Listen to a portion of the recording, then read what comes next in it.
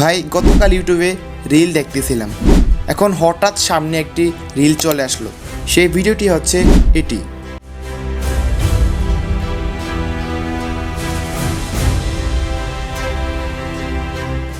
আমি তো একেবারে অবাক। আরে এটা আবার কি? তারা এভাবে নগ্ন হাঁটছে কেন রাস্তার মধ্যে? এক কথায় ভিডিওটা দেখতে শরম লাগছিল। তাই যখন এই রিলটাকে স্কিপ করে চলে যাব, ঠিক তখনই আমার নজর পড়ল ওই রিলের টাইটেলের মধ্যে। দেখতে পেলাম সেখানে লেখা আছে নাগা সাধু।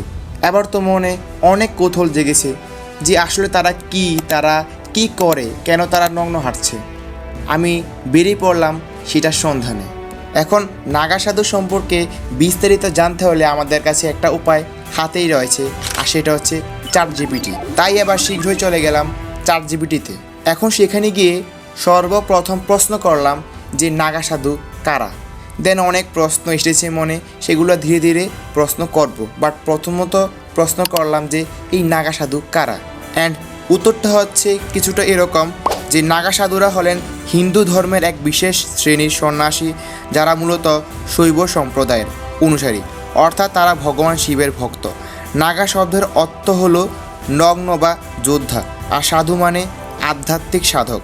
তারা ধর্ম রক্ষা, আত্মশুদ্ধি ও মোক্ষ অর্থাৎ মুক্তি লাভের জন্য সংসার ত্যাগ করেন। অ্যান্ড তারপরে প্রশ্ন করলাম যে তাদের জীবনযাপন কেমন। আমাকে ChatGPT উত্তর দিল, নাগা সাধুদের জীবন কঠোর তপস্যা ও আত্মসংযমে ভরা। তারা পাহাড়, গুহা, নদীর তীরে বা আশ্রমে বসবাস করেন। তাদের জীবনের মূল লক্ষ্য হলো কাম, ক্রোধ, লোভ, মোহ, অহংকার ও বাসনা থেকে মুক্ত থাকা। তারা প্রায়ই ধ্যানে বসে থাকেন, আগুনের চারপাশে ঘুরে ঘুরে সাধনা করেন, যাকে বলে ধুনি রাখা। তারা আশ্রম বা গুরুর নির্দেশে জীবনের নানা পরীক্ষার মধ্য দিয়ে যান। অনেক সময় বছর বছর ধরে এক জায়গায় ধ্যানমগ্ন থাকেন, কথা বলেন না, এমনকি খাবারও খুব অল্প খান। ভিউয়ার্স, আমি বিভিন্ন সোর্স থেকে জানতে পেরেছি যে তারা কোথায় থাকেন এটার সন্ধান অনেকেই বলতে পারেন না, কারণ তারা বছরের পর বছর লুকায়িত অবস্থায় থাকেন এবং একমাত্র একটা উৎসবে, সেটা হচ্ছে কুম্ভ মেলা। ভারতের অনেক বড় একটা কুম্ভ মেলাতে তারা তখন সবাই একসাথে আসে। এছাড়াও ভিউয়ার্স, জানতে পারলাম তাদের জীবনযাপন অনেক জটিল প্রকৃতির, অর্থাৎ ওই সকল জীবনযাপন যদি আমরা পালন করতে চাই, মানে আমরা তো একেবারে শেষ। যখনই এইসব সাধু তাদের সাধুত্ব গ্রহণ করার ঠিক আগে তাদের পরিবারের থেকে বিচ্ছিন্ন হয়ে যান এবং তাদের পিতামাতাকে তারা তাদের জীবনে মৃত বলে মনে করেন। তারা মনে করেন তাদের জীবনে মা, বাবা, পরিবার কেউ নেই। অ্যান্ড আরেকটা প্রশ্ন মনে এসেছে, সেটা হচ্ছে তারা কেন নগ্ন থাকে। আমি এটাও প্রশ্ন করলাম ChatGPTকে। ChatGPT ঠিক প্রশ্নের উত্তরটা এইভাবে দিল। এই প্রশ্ন অনেকের মনে আসে।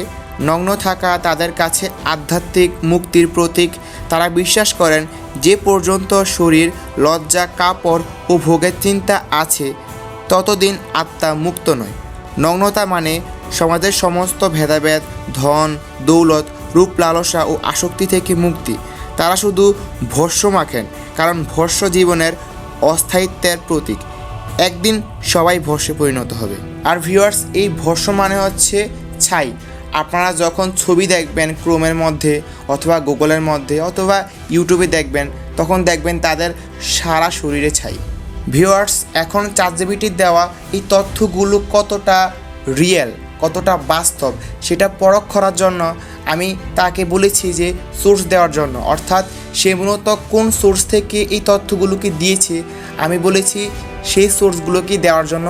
অ্যান্ড যখনই ChatGPT আমাকে সেই সোর্সগুলো দিল, আমি ঠিক ওই সোর্সে প্রবেশ করার পর সকল আর্টিকেলকে একবার করে পড়েছি এবং সেখান থেকে চেষ্টা করেছি নির্ভুল তথ্য আপনাদের দেওয়ার জন্য।